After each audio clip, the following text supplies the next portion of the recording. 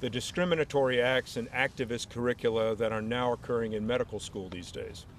I come here today as a member of Congress, but even more importantly, I come here today as a surgeon of nearly 35 years, someone who has devoted his entire life, both here as well as abroad, in taking care of patients of a large minority of individuals who do not look like me.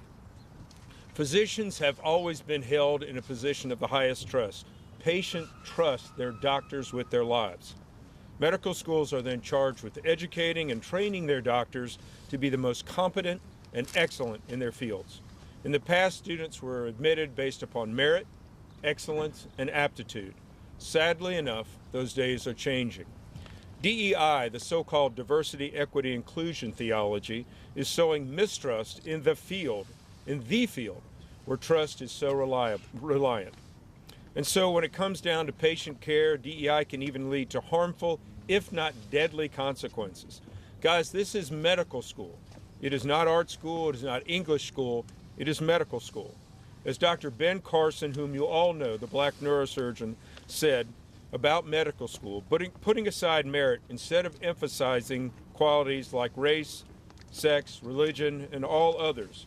By putting aside merit, we hear only that can endlessly cost people their lives. When in medical school many years ago, I took the Hippocratic Oath, primum non nocere, first do no harm. I was taught to take care of any patient, regardless of their race, ability to pay, their religion, or their creed. I was taught to do the same with my colleagues, to treat them with respect, collegiality. Sadly, as is evidenced by the handouts that you all were given, those days are changing. Close to 40 years ago, when I was in college, I worked my butt off. I was awarded the Sandy Black Pre-Medical Award as the highest pre-medical student at Davidson College. Now, because of my race, my gender, and maybe even my religion, my odds of getting into medical school are now greatly diminished. Prescription pads and scalpels are now being weaponized. In some places, students across this nation are forced to sign a DEI fealty pledge, reminiscent of those days in 1930s Germany as well as Russia. What would Martin Luther King say today? In his great quote, "I have a dream that one day my 4 little children will not be judged by the color of their skin, but by the content of that character." That content is what we call merit. What has happened to that dream? Today, the Educate Act will cut off federal funding to medical schools that force students or faculty to adopt certain beliefs, discriminate based on race or ethnicity, or have diversity, equity, and inclusion offices or any functional equivalent. The bill would also require accreditation agencies to check that their standards don't push these practices while still allowing instruction about health issues tied to race or collecting data for statistics. It's my honor today to introduce Dr. Stanley Goldfarb. Dr. Goldfarb is the chairman of Do No Harm. He's had a long career in academic medicine as a professor of medicine at Pennsylvania State School of Medicine. He has published over 100 scholarly articles in peer-reviewed medical journals such as the New England Journal of Medicine and the Journal of Clinical Investigation. Dr. Goldfarb helped found Do No Harm after his publication of the book, Take 2 Aspirin and Call Me by My Pronouns, a call to action to eliminate all discriminatory practices in healthcare. With that, I'd like to introduce my friend and my colleague, Dr. Goldfarb.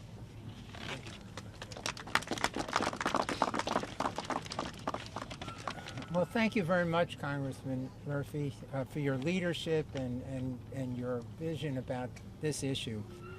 As he said, my name is Stanley Goldfarb. I'm a board-certified nephrologist, former Associate Dean of Curriculum at University of Pennsylvania's Perelman School of Medicine, and chair of Do No Harm.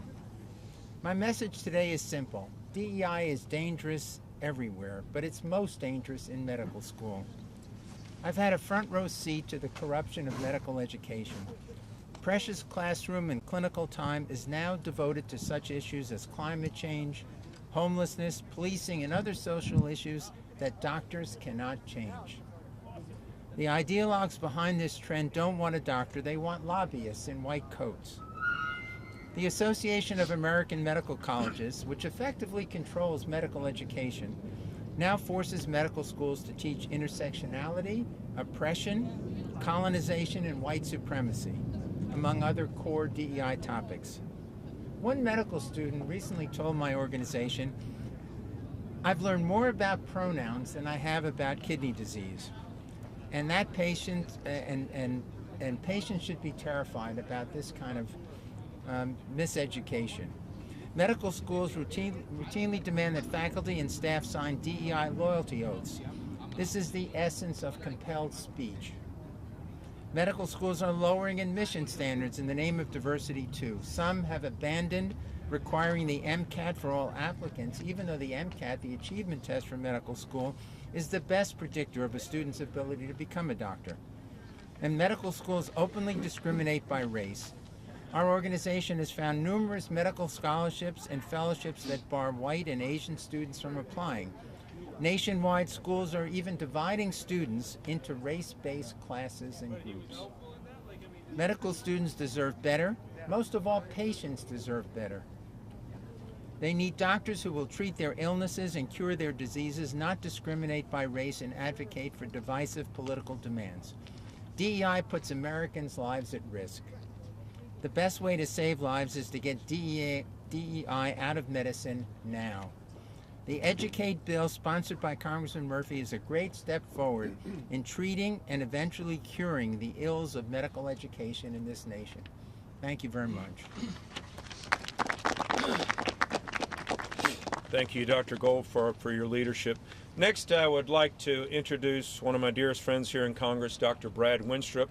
He serves the people of Ohio's 2nd Congressional District. He brings experience both forward as a physician, Army Reserve officer in Iraq. He's a pediatric surgeon from Cincinnati, and I would like to introduce him for his comments. Thank you. Thank you, Dr. Murphy, and thank you all for being here today. You know, as physicians and as lawmakers, we have a responsibility to have oversight on the education in the United States of America at all levels. And in this case, when we talk about medicine, that includes the medical school and residency training. See, so much of that is funded by Congress, by taxpayer dollars. So we have a responsibility here. And we are all for a path for opportunity for people that traditionally, with their backgrounds, their family background, may not have an opportunity or think they don't have an opportunity to achieve a lot, to go into medicine. Talk to Dr. Ben Carson about that sometime. And we can instill that in a young age. For me, I knew in 2nd grade that I wanted to be a physician. And I knew that it was going to be an effort. It was going to take sacrifice. It was going to take work. That it wasn't just going to be given to me. That I had to earn it. And so I wanted to that's why I'm for school choice, because I want people at a young age to have an opportunity to go to a school that will help them, gear them up to accomplish their dreams. But you know, 60 years ago, and for the last 60 years, we worked very hard. Dr. Murphy referenced Dr. Martin Luther King. We worked very hard to make sure that in this country there was equal opportunity and that we were against discrimination and it was not to be legal. You know, I looked up the word equity, quality of being fair or impartial. But the idea of being ruled in, or in some cases ruled out, based on attributes that have nothing to do with trying to create someone who can be a caring, compassionate, and competent caregiver is not impartial. It is partial. It is not fair. It is unfair. In fact, it is blatant discrimination. You know, I speak from the heart here today. I practiced in private practice, large orthopedic group for 27 years. I served 25 years in military medicine with a year in Iraq. I had a lot of patients that didn't look like me, but there was trust. I had a lot of doctors refer to me that didn't look like me. I had a lot of doctors that I referred to that didn't look like me. We had strong doctor-patient relationship no matter what we looked like. We had strong doctor-to-doctor relationship no matter what we looked like. There was trust because we knew that everyone there had adhered to some high standards that had to be met. Now we want people to take an oath against racism. Are we going to take an oath against domestic violence? Are we going to take an oath against hatred? Why don't we just stick with what we have, and that is an oath to do no harm. And the very idea that you love your neighbor as yourself and you're going to do unto others as you would have done unto you. We have a shortage in medicine today. I encourage all people to want to participate in a merit-based system that can give us the best patient outcomes. Medicine is a noble profession. It requires sacrifice, leading to the reward of being able to care for others and being entrusted by patients to do so. And it must be earned and not given. Thank you. Thank you, Dr. Wenstrup. Now I have the honor of introducing Dr. Tibia Lee. She's the founding member of Free Black Thought and has contributed to the design implementation of numerous educational and professional development programs. Dr. Lee prepares K-12 and higher education faculty to work with diverse communities by focusing on a better understanding of ideology in practice and the pedagogical and curricular implications of race, gender, and other ideologies. Dr. Lee, thank you so much for joining us. Thank you. My name is Dr. Tibia Lee. I am a senior fellow for Do No Harm Medicine, a founding member of Free Black Thought, and the director for the Coalition for Empowered Education. I come to you today as a lifelong educator and former DEI faculty director in the California Community College system, who has up close and personal experience with toxic critical social justice DEI overtaking institutions of learning. I'm thankful to Dr. Murphy and his work on the EDUCATE Act, which is not and I want to point out that I support this act. I'm neither a Republican or a Democrat, but I have the good sense to know that the idea that present and future discrimination is a remedy for past discrimination is not only contrary to American law and the Constitution, but it's dangerously anti-American at its core. Thank you to Representatives Wenstrup and Murphy for having the moral courage and clarity to help bring our medical schools back from the brink. No matter what side of the aisle you sit on, something we can all rally around is that it's important for us to educate, not indoctrinate. And that means getting race-based mandates out and critical social justice DEI practices out of our educational institutions and removing federal funding for those who continue the harmful and illegal practices that are wrought in these critical social justice ideologies. You don't have to be a Republican or a Democrat to oppose discrimination of all kinds, including anti-white discrimination that is fomented by critical social justice ideologies. Toxic critical social justice DEI has no place in medical education.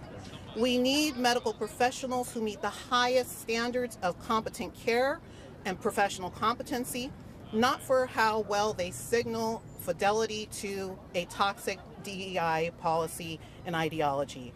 For those of us on both sides or no sides of the aisle who love America and want to see a return to education instead of indoctrination, the EDUCATE Act is a breath of fresh air and a hopeful promise to restore learning and teaching as a focal point instead of partisan political activism, division, discrimination, and anti-American critical social justice DEI. Thank you for joining in this effort and for supporting the EDUCATE Act. Thank you so much, Dr. Lee. Next, I'd like to introduce another good friend, Dr. Marinette Miller-Meeks. Dr. Miller-Meeks is an ophthalmologist. She's on the House Committee on Energy and Commerce, as well as the Health Subcommittee on Veterans Affairs. Thank you all. Dr. Meeks. Thank you all for joining us, and thank you both, Dr. Murphy and Dr. Wenstrup, for introducing this important legislation, rightly called the EDUCATE Act. For too long, we have watched as radicals inside the institutions of higher learning have pushed diversity, equity, and inclusion ideals and other harmful agendas over quality education. Let me just take a brief moment, and I'm going to give you my background. I'm the fourth of 8 children. My dad was career Air Force enlisted. My mom had a GED. Both my parents worked my entire life.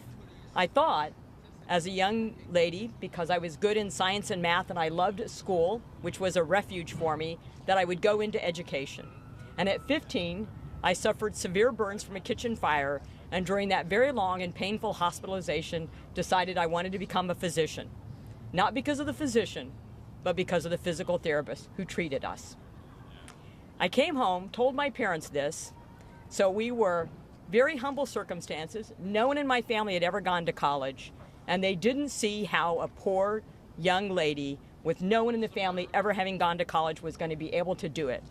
I left home at 16.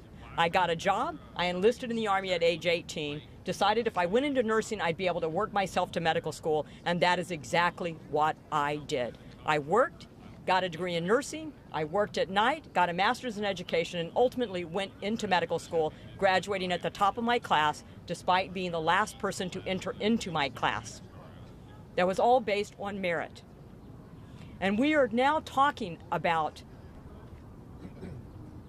policies that will take away the explosion of knowledge in healthcare, in medicine, in research, and replace that with thought, where a person who would come to my office to see any one of us as providers wouldn't think, am I going to be treated fairly? Do they have the knowledge to treat me, to diagnose me? Or are they going to treat me based upon my race or my ethnicity?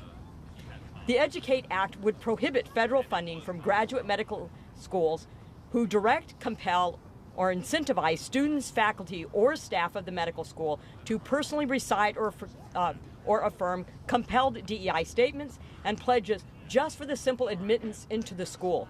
Our pledge is to our profession, to the medical knowledge and foundation we have, and to our patients. Let's get back to training the future medical professionals away from radical policies that, despite their names, divide and exclude. Let's make sure that every medical student has the knowledge they need with the vast explosion of research and information in medicine, so they can treat any patient that walks into their door, regardless of their race, their ethnicity, their gender, or where they are from. Again, I'd like to thank Dr. Murphy for his leadership on this critical issue and encourage all of my colleagues, both Republican and Democrat, to support this legislation and demand accountability in higher education. Thank you. Thank you, Dr. Meeks. Next, I'd like to introduce Representative Burgess Owens. Everybody knows Burgess, good football player, I heard. From Utah's 4th Congressional District, who was one of the first 4 black athletes recruited to play football at University of Miami. Somehow he ended up in the NFL and went there for several years and did a fantastic job. He wears a little ring that might say that. Mr. Burgess now serves on the House Education and Workforce Committee, where he is now subcommittee chair of higher education. Mr. Burgess brings a big dream today in following the guiding principles of faith, family, free markets, and education. I would like you to welcome my dear friend, Mr. Burgess. Thank you. As far as it appears, I'm the first to speak that's not a physician. But I do have a physician in my family.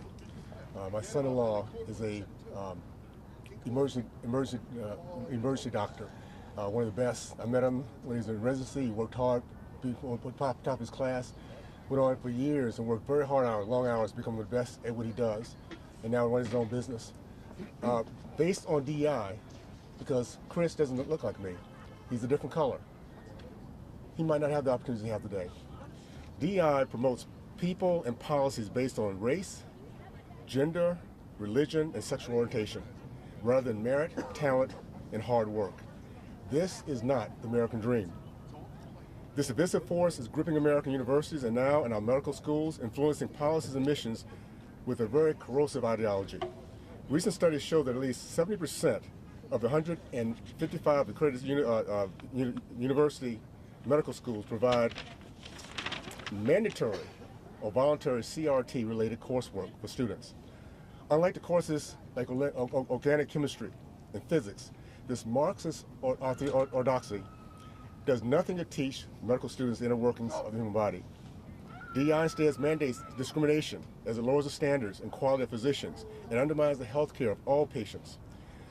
Of all the industries that depends on the promotion of only the best, regardless of race, creed, or color, the medical profession is the gold standard. Your life, your health, your loved one's life, their health, depends on compassionate, capable, and talented physicians. Bigotry is not embraced in any segment of our society. As Americans, we disdain it. There are results that are very predictable when it comes to the bigotry called DEI. It is not a matter of if, but when and how many lives will be lost if we do not eradicate this from our medical system. Please join us in defending the academic freedom, protecting American exceptionalism, and rejecting this ideology of bigotry and extremists called DEI. Thank you so much. Thank you, Representative Owens. Next, I'd like to introduce Kenny Zhu. Kenny is a friend of mine back. We share an alma mater at Davidson College. And Kenny was born to Chinese immigrants in Maryland. He moved to North Carolina, attended Davidson College. Kenny did a great job when he was at Davidson in free speech. We really needed it at the college at that time. And Kenny started when he graduated Color Us United, which is based in North Carolina. Color Us United advocates for a race-blind society and equal treatment of individuals. Thank you, Kenny, for joining us today. Thank you, Representative Murphy.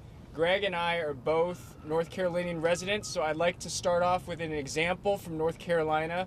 Just 2 weeks ago, Duke Medical School surgeon Dr. Vignesh Raman was caught on video saying that he does not like treating patients from, quote, the South, and that he would rather, and he said, my heart burns, my heart is sick when he treats white patients. As a reminder, Dr. Wenstrup here, Congressman Wenstrup, said that as a doctor, his responsibility is to treat people irrespective of their color, gender, religion, or any background.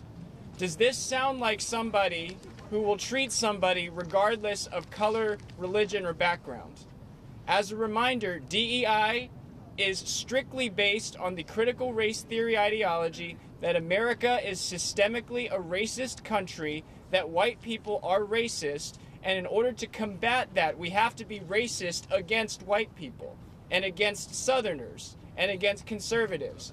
As a member of a Southern state and a conservative state, the fact that medical schools treat people and leverage people's education to indulge them in critical race theory-based woke philosophy based on DEI really scares me. Really scares me. It really scares our constituents, our Southern constituents, our white constituents, and anybody who calls themselves American should subscribe to the American ideal that we should be treating people based on the content of their character, not the color of their skin. This Educate Act is a great start towards that. Thank you very much. I think a common theme is we all want our medical schools and our physicians to be diverse. I believe that strengthens us, but when you do it at the expense of merit, when you do it at the expense of excellence, when you add discrimination into the entire process, you are destroying what is, I believe, the most trustworthy profession in all professions. So thank you. We're happy to take any questions. You can direct them to whoever you wish.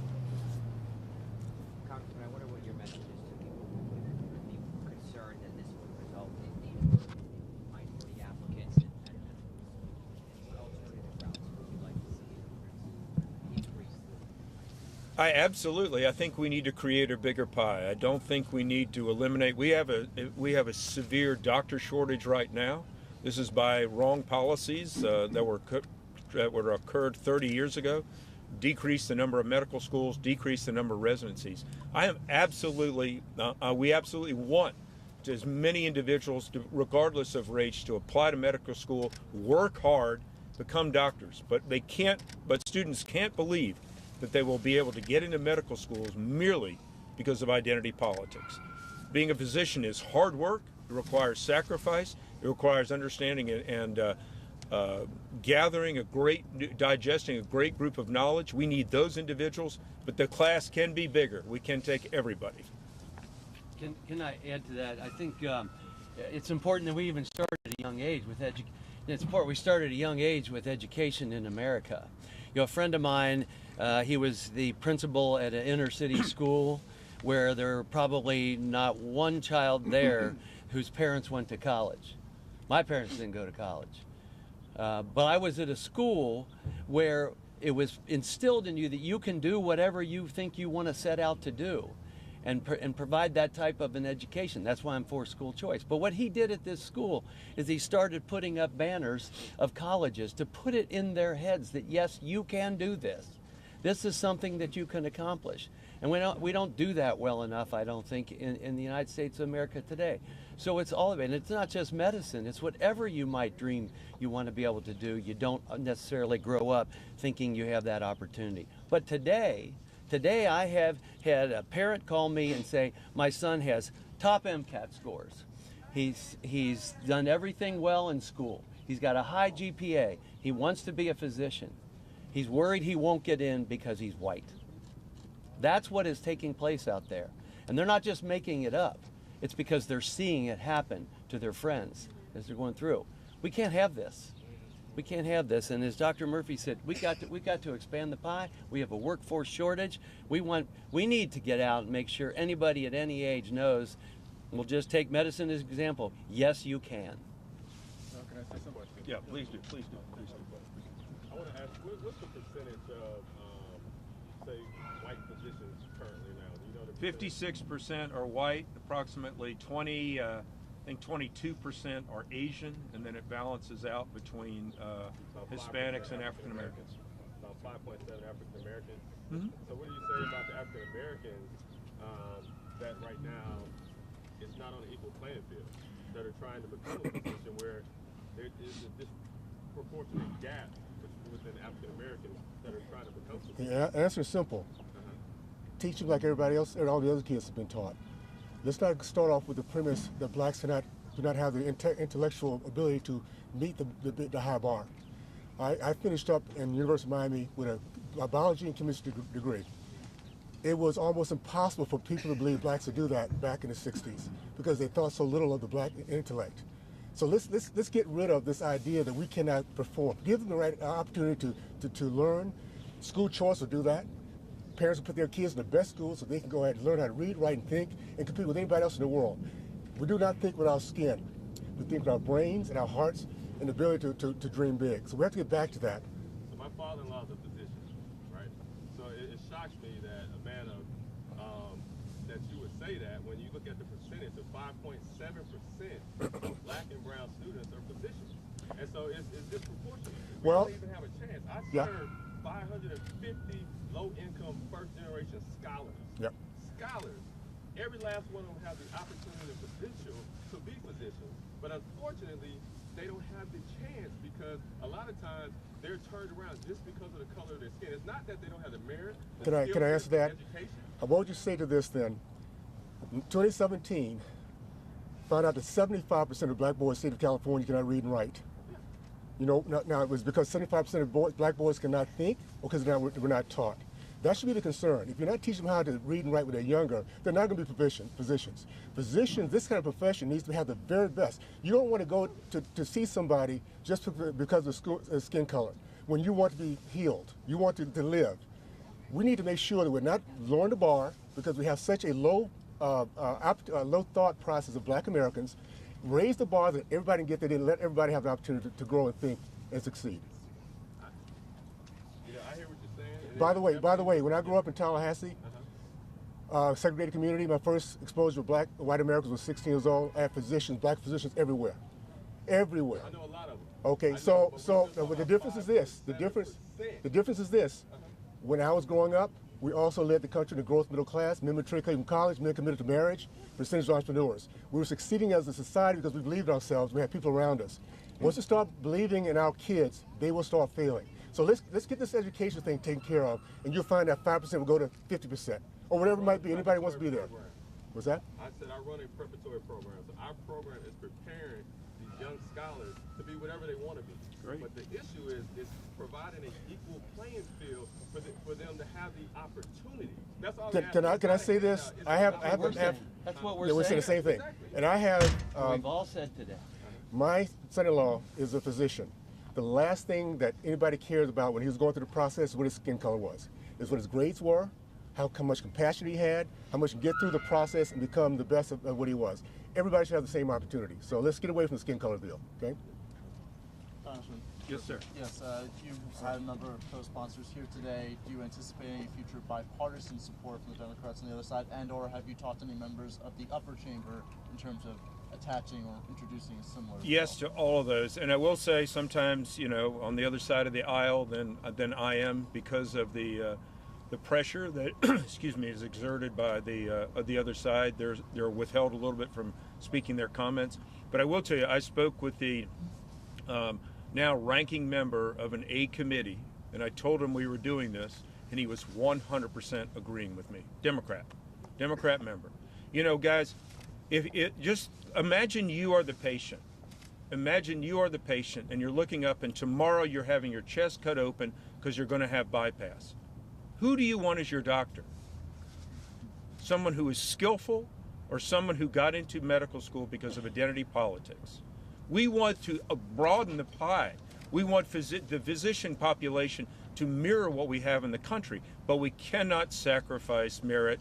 We cannot sacrifice quality to do so. Do you expect public support, though, at some point? I would hope so. I would love so. Because, you know, I think if you ask everybody and you did this in an anonymous manner, there would be overwhelming support for this. We're not talking about art school. We're not talking about English school. We're talking, for God's sakes, we're talking about medical school, where people's lives are at risk. Is there any type of compromise that can be made on this issue? Maybe you could water down some of what's in there and incorporate some new changes. Like what? Like what? Well, maybe like, you know, changing some of the parts of DEI you don't like, but still being So- open to programs that will level the playing field. Well, I'd love to say diversity. We are diversifying naturally in this country. We're a melting pot that's occurring naturally. But when, especially on college campuses, diversity means everything except diversity in opinion. I find that back at my alma mater. We're talking about free speech. We talk about inclusion now. Inclusion is wonderful. We want everybody to join. But all of a sudden, we're now excluding in the effort to include.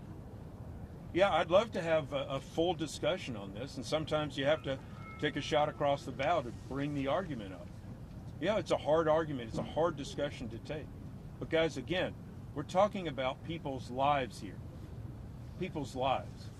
And imagine if it was your child, your mother, your wife, your spouse. Think about that. What do you want from your physician? You want excellence. Okay, guys. Thank you very much for coming out today.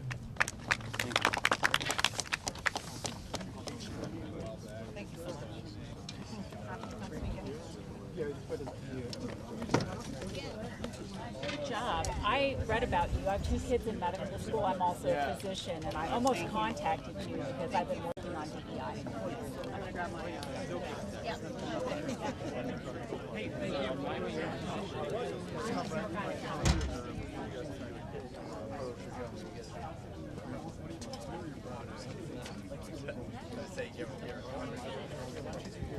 Want to take?